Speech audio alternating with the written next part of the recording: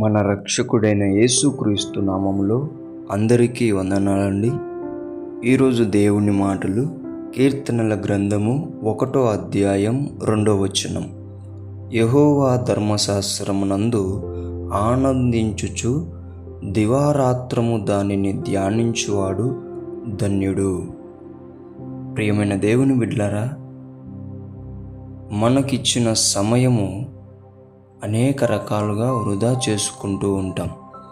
కానీ ఎవరైతే దేవుడిచ్చిన గ్రంథమునందు కూర్చొని దానిని ధ్యానిస్తాడో సమయమును కాపాడుకుంటాడు. సమయముతో పాటి తన ప్రాణమును కాపాడుకుంటాడు. తన ప్రాణంతో పాటి తన కుటుంబాన్ని, తన ఇరుగు పొరుగు వారిని, తన స్నేహితులను, తనతో పాటు ఉంటున్న ప్రతి ఒక్కరిని కూడా కాపాడుకోగలుగుతాడు. ఎందుకో తెలుసా? ధర్మశాస్త్రములో ఆనందం ఉంది. ఈ దేవుడిచ్చిన గ్రంథములో ఆరోగ్యం ఉంది.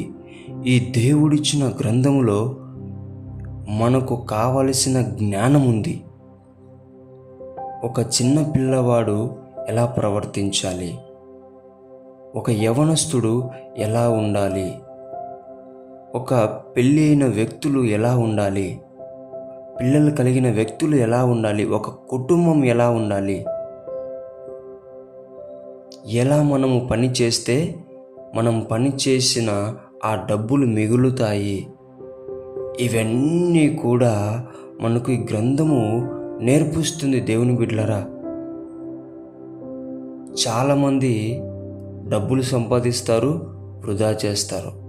అలా వృధా కాకుండా నిలబడాలంటే నీవు ఈ ధర్మశాస్త్రంలో ఉండే జ్ఞానం నేర్చుకుంటే నువ్వు నిలబెట్టుకుంటావు. చాలామంది పిల్లలను కంటారు, కానీ ఎలా పెంచాలనో తెలియక వాళ్ళు విచ్చలవిడిగా తయారవుతారు. కానీ ధర్మశాస్త్రం నందు ఎవరైతే కూర్చుంటారో వాళ్ళందరూ కూడా, అందులో ఉన్న జ్ఞానం నేర్చుకుంటారో వాళ్ళందరూ కూడా వాళ్ళ పిల్లలని, వారి జీవితాలను కాపాడుకుంటారు. దేవుని బిడ్డలారా, కొంతమందికి ఎటువంటి గమ్యం ఉండదు. కానీ ఎవరైతే ధర్మశాస్త్రం నందు కూర్చుంటారో వాటన్నిటిని తొలగించేసి ఏమంటారు, ఒక మంచి గమ్యాన్ని దేవుడే ఏర్పరుస్తాడు.